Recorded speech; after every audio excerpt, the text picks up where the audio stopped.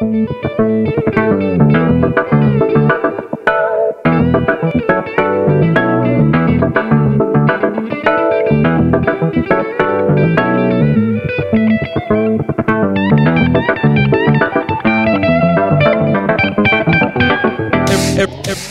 the minute there, I was tripping, man. I was like, I couldn't get this into the bearing and my flywheel. I'm like, did I throw the right one away? But it's just such a tight fit. Went back to the second try and popped it in, and whoop, it went right in. I was like, oh, relief. I didn't throw it away. Well, it's kind of putting brakes on my momentum a little bit because I realized I dropped my torque wrenches off at the machine shop to have them calibrated or spec'd out, checked to make sure that they're still accurate. One's brand new from Harbor Freight, so that'll be interesting to be able to see if an Icon torque wrench from Harbor Freight come at spec true.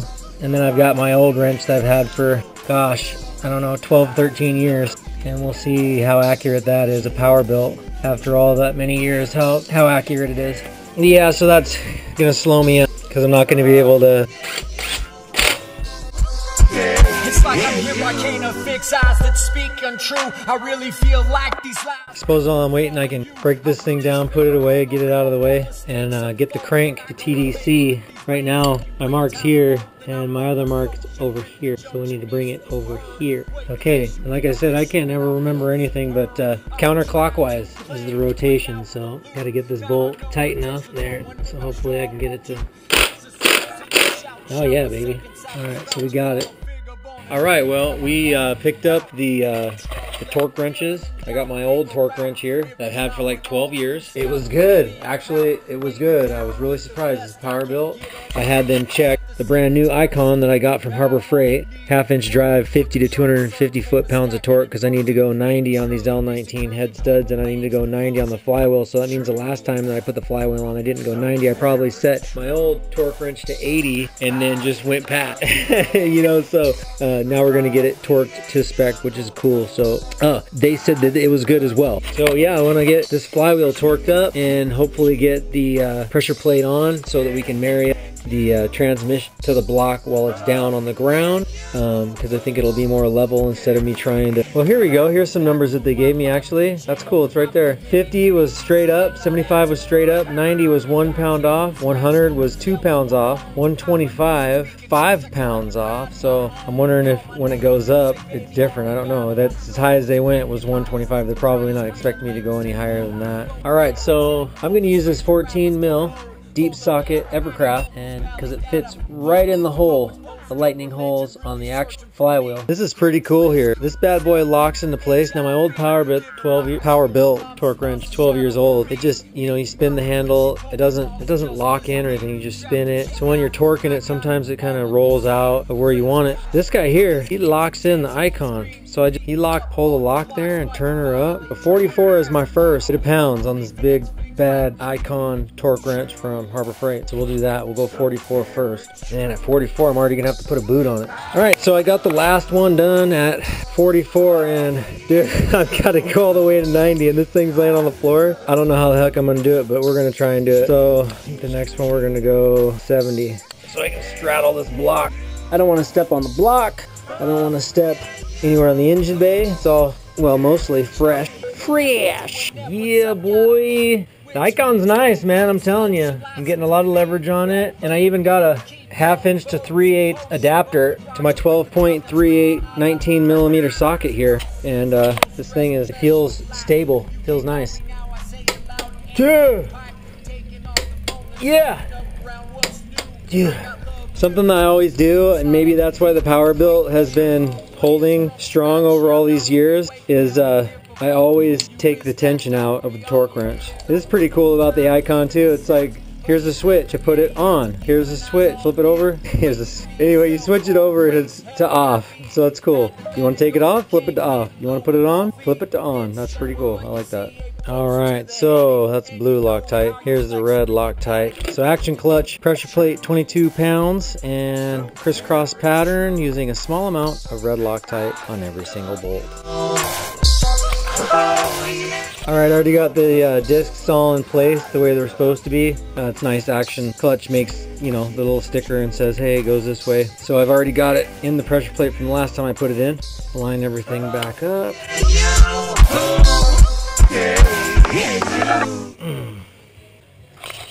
said a small amount, so I don't want to go crazy. I'm not sure what a small amount is, but I got a squirt, so my little amount turned into quite a bit here. Freaking geyser. All right, for the 22, I'm definitely going to use the Power Built. It's just easier, more compact, and I can't go to 22 on the Icon. Just getting them tightened down a little bit in that crisscross pattern. All right, I'm gonna start with 10 pounder and then work my way to 22. All right, that's the last one. I'm gonna go back around one more time. Come on out of there, you. So I'm gonna try and marry this up down low. I wanna see what the circumference is of the transmission here, so I can measure off the block right here, come down and get an idea where it is, so I can throw some wood shim down. All right, so I'm measuring this out. Looks like I'm 1.5 inches off the ground, which is exactly what I got with this wood right here. So I really feel like these lies waiting in front of you. I will just fake on the real for mistakes unfold. Try and walk it over there without totally trashing my nice duplicate color heat coat. Wait, the issue we all dish you and I feel superb. Oh, shim, shim, shim. See, I'm pretty close, you guys. See if we can't. And we're within a finger. Let's pull her together. I crowd waiting down with the best. I can't get at me at the same time. I can see the DuPont doing a little flaky flake underneath the bolt, so we'll see how long it lasts when this stuff starts getting hit with rocks and stuff. It's not going to look pretty anymore. It is what it is. Set this bad boy back to TDC. Now for the hard part, getting the transmission jack underneath the block and the tranny balanced so that I can use it to lift it up. Little cool modification I did. I got one of these cheap rubber doormats from Home Depot, which I cut up and used for all kinds of stuff, and I freaking applied it to the transmission jack here. And not absent or frail. Call me back here from scratch, skeleton bones. I'm a nuisance speaking true sex while you ride my own. Call my name, you say baby on Babylon froze. Freaking liars, listed criers, crane and lakes and bone. Both commons and orphan stranger rappers devote. For the best, I need vocals, valleys, data from Pose. Poets post your religion, really searching for me. Craigslist could sell you. We're almost there. But I gotta get my son. All right, here we are, we're back. It's the next day, and thank God the engine stayed on the stand. Oh. Friends, freak do this, leads dancing on screen, beating up all your blocks. This mount's right there. It just got wedged into that point. I can't move that, and I'm where I want to be here, so I gotta drop it down a little bit.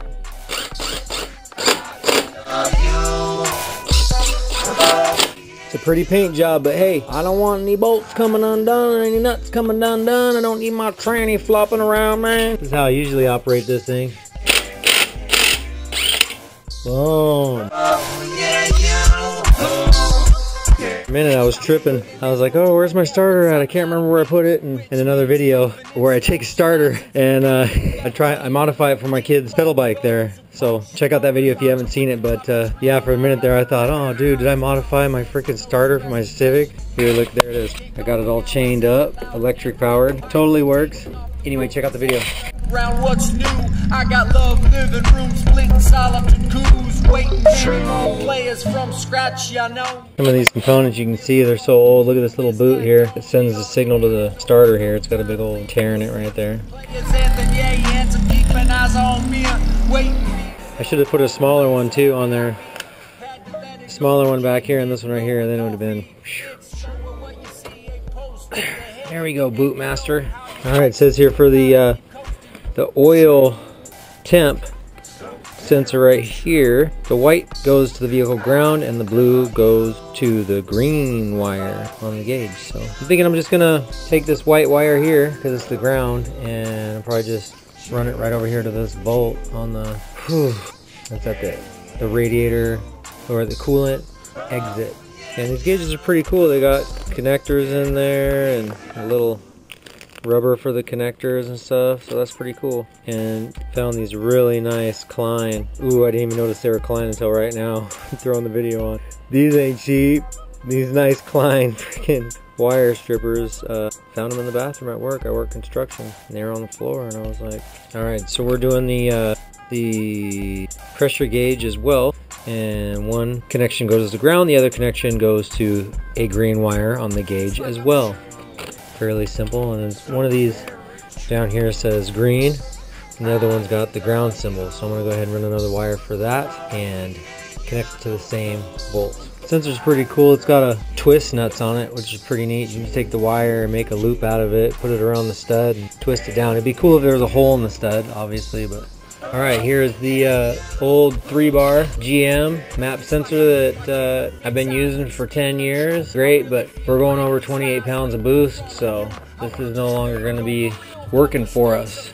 So I need to take this T out of the vacuum here, or just run a new vacuum without that, and remove the splice that I have in the harness here for that, and it'll be neat. I'll get to go to a 4-bar that just bolts right on now. They're so you know, I don't want to leave this thing hooked up. I'm going to take a chance, go if the 4-bar, there's something wrong with it. Yeah, no, I shouldn't do that, because that'll cost me money at the dyno and I'll get nada. Yeah, I better leave this thing in until I can, yeah. So I'm going to need to do, I want to do a water temp gauge too, because the OEM one in here is just a hey reference, you know, with an arm. It doesn't really give you actual numbers. And it looks like we have basically the same sensor as the oil temp sensor. It says, it shows here on their instructions to, you know, put a T in your hose. So I would have to have this enormous T just to get, you know, a 1/4 thread, or it says an 1/8 inch NPT. So no, I'd rather see if I can just tap this into back further in between from the funnel to the exit housing. So we're going to take this apart, see where I can find clearance so we can get this bad boy to fit in there. All right, so we're looking at the thermostat and how it sits inside its housing. I can cut the hose accordingly. Thread it in right here on the top, cut the hose around it accordingly. So when I push the hose on, there's a nice little U in the hose and it goes right around that, and then I can clamp up here. All right, I decided that instead of tapping in from the top for visuals, I'm gonna tap in on the bottom underneath so I can run the wiring below the other sensors, and I wanna be really careful with this exit housing, because the neck is very thin, so the thread will be thin as well, so I have to be very delicate with it and put a lot of thread sealant on it.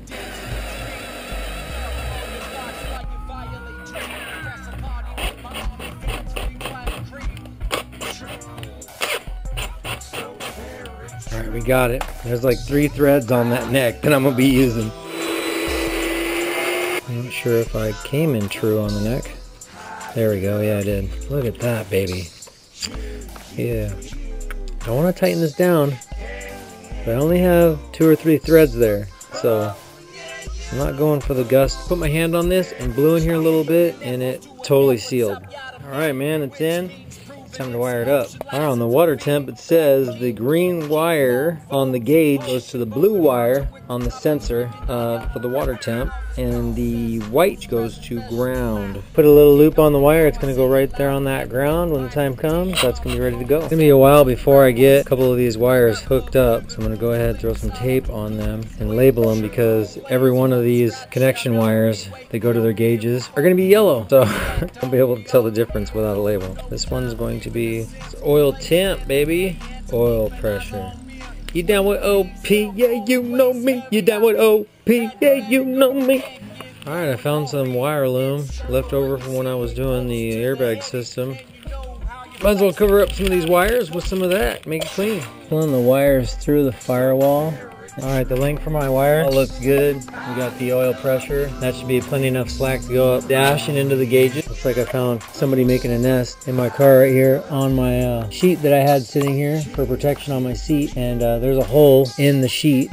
I was like, oh, there better not be a hole in my new seat. And looking, and there's not a hole in the new seat. So thank you for that, Mr. Mouse, for not eating my seat. And you must have died somewhere else, because I don't smell you. It does not smell like death in my car. And believe me, I got plenty of poison in various areas around the garage. Alright, we got our loom ran down underneath all that junk that's going to go and get hooked up to stuff. It's a rat nest. The thermostat where we tapped into the neck. neat spot there, so pretty happy with that. It's probably time for me to close down shop for the day.